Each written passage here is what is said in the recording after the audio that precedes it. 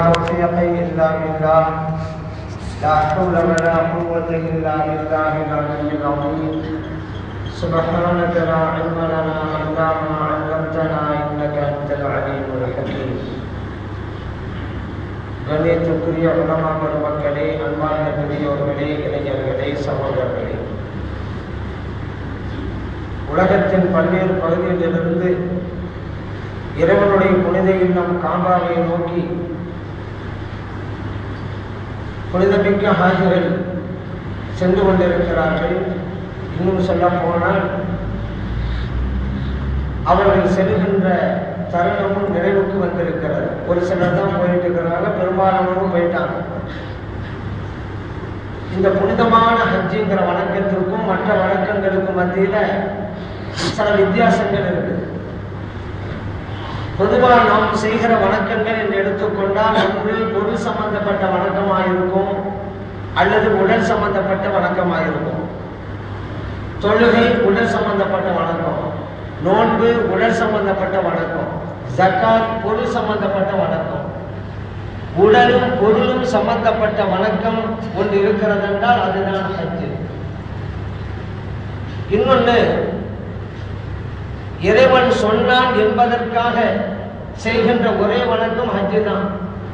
மற்ற வணக்கங்கள் எல்லாம் அதை செஞ்சா நன்மை உண்டு அப்படிங்கிற எண்ணம் இருப்பது போல நம்முடைய உடலுக்கும் ஆரோக்கியம் அப்படிங்கிறத நம்முடைய அறிவு சொல்லும்.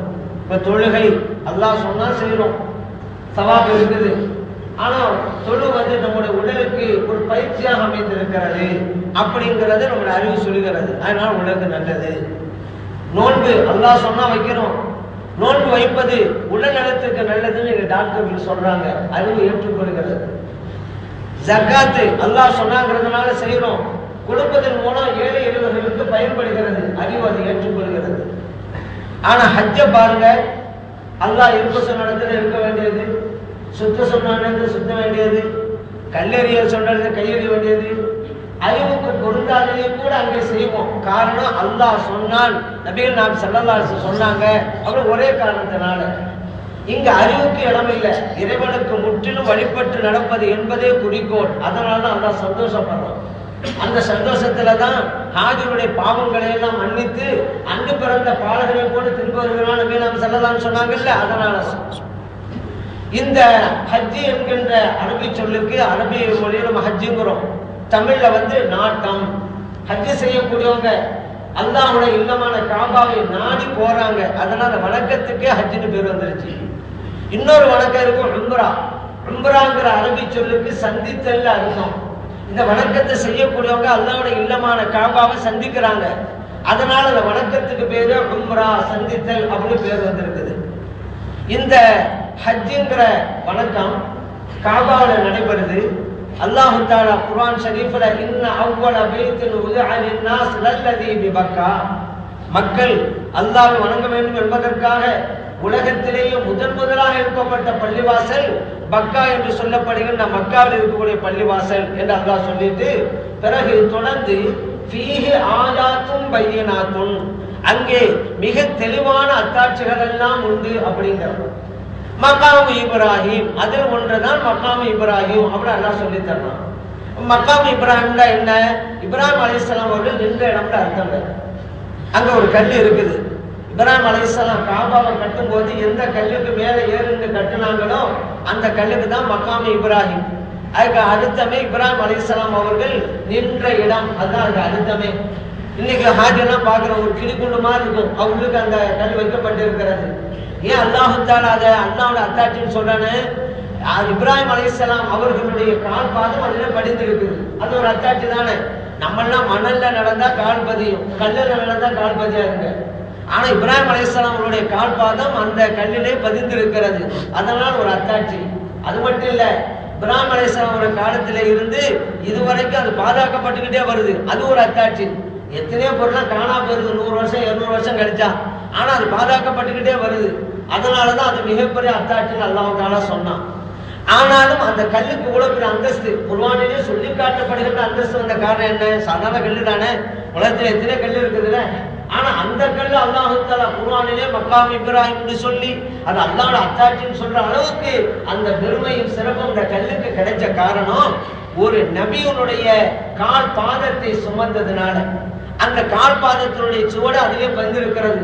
அதனால் இவரோட அத்தாட்சியாகவே மாறிவிட்டது. எந்த அளவுக்கு அல்லாஹ் கண்ணியப்படுத்தினான். நீங்கள்லாம் தவாஃப் செஞ்சு முடிச்சுட்டா 2 ரக்காத் தொழுகணும்ல, தவாஃபுடைய தொழுகைய எங்க வேணுமாலும் தொழுகலாம்.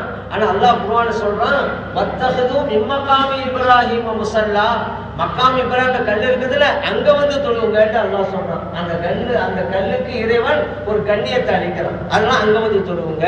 இப்ப இதன் மூலம் புரிந்து கொள்றோம். அதே போல அங்க ஹஜ்ருல் அஸ்வத்னு ஒரு கல் இருக்குதுங்க.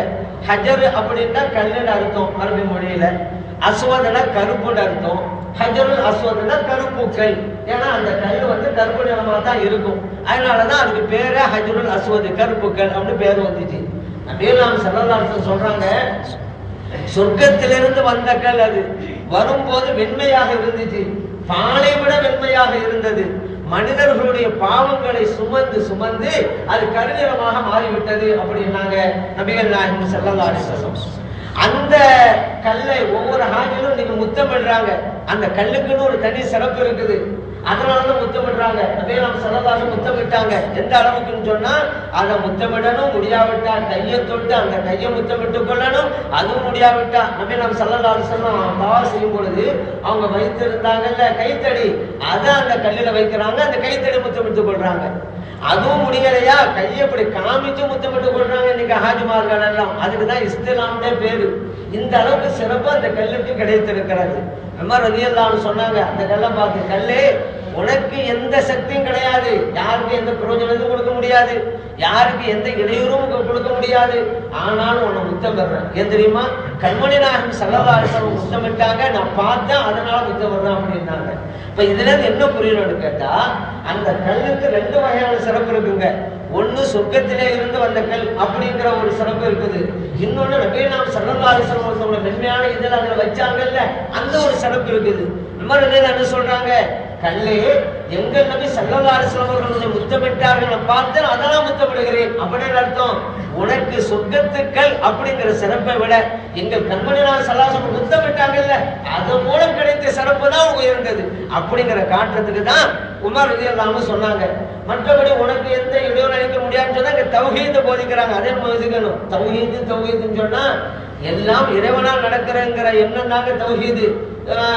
இறந்து போனவர்களால் முடியாது, உயிராக இருப்பவர்களால் முடியும் சொன்னா தௌஹீது போலி தௌஹீது. அண்ணல் குவத்தை நில்லாஹி ஜமீஆ, ஆற்றல் அனைத்தும் அல்லாஹ் ஒருவனுக்கு அப்படின்னு அல்லாஹ் குர்ஆன்ல சொல்லிட்டான். அதனால மௌத்தா போனவங்களால முடியாது, உயிரா இருப்பவங்களால முடியும் என்று சொன்னாலும் அது சிறுக்கு தான்.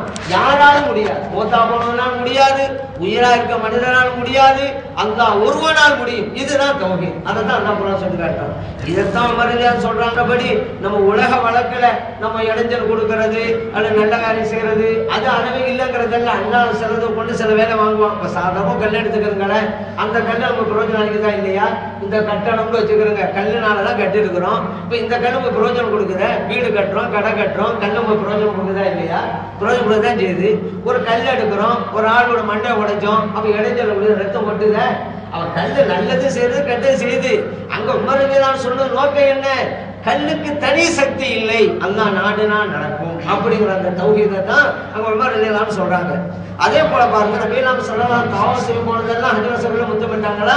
ருக்குனுல் யமானி, அந்த ஹஜ்ர் அஸ்வத் எந்த மூலையில் வைக்கப்பட்டிருக்கோ அது முந்தின மூலை, அதான் ருக்குல் யமானி, அதையும் முத்தமிடுவாங்க நபிகள் ஸல்லல்லாஹு அலைஹி வஸல்லம் அவர்கள். இந்த 2 மூலைக்கு ஒரு தனி சிறப்பு இருக்க காரணம், நீங்க காபா நீங்க பார்த்திருப்பீங்க, 4 மூலை இருக்குதுங்க. அது ஹஜ்ர் அஸ்வத் இருக்கிற மூலையும் அதுக்கு முன்னால் இருக்கிற அந்த ருக்குனுல் யமானி மூலையும் தான் இப்ராஹிம் அலைஹிஸ்ஸலாம் அவர்களால் அமைக்கப்பட்ட மூலை. அதுக்கு ஆப்போசிட் இருக்குல்ல 2 மூலை, இந்த ஹிஜ்ருல் இஸ்மாயில் சொல்லுவாங்க. அதாவது வட்ட வடிவுல இருக்கும், வட்ட வளைவு இருக்கும். அந்த இருக்கிற 2 மூலையும் பின்னால் குறைஷிகளால் வகுக்கப்பட்டது. ஏன்னா காபாவுடைய எல்லை இப்ப இருக்குது அந்த அளவல்ல, இந்த வட்ட வளைவு இருக்குதுல அதான் சேர்த்து தான் காபா. நபி ஸல்லல்லாஹு அலைஹி வஸல்லம் சொல்றாங்க, ஆயிஷா சித்திகா ரலியல்லாஹு அன்ஹாவை பார்த்து, ஆயிஷாவே இந்த ஹிஜ்ரி இஸ்மாயிலா இருக்குதே வட்ட வளைவு, அதெல்லாம் சேர்த்து தான் காபா இப்ராஹிம் அலைஹிஸ்ஸலாம் அப்படித்தான் கட்டியிருந்தாங்க. இந்த குறைஷிகள் எல்லாம் காபா கட்டும் போது கையில காசு இல்லைன்ற உடனே இந்த எல்லையை சுருக்கிட்டாங்க அப்படின்னாங்க. அப்போ இந்த எல்லை சுருக்கப்பட்டிருக்கு.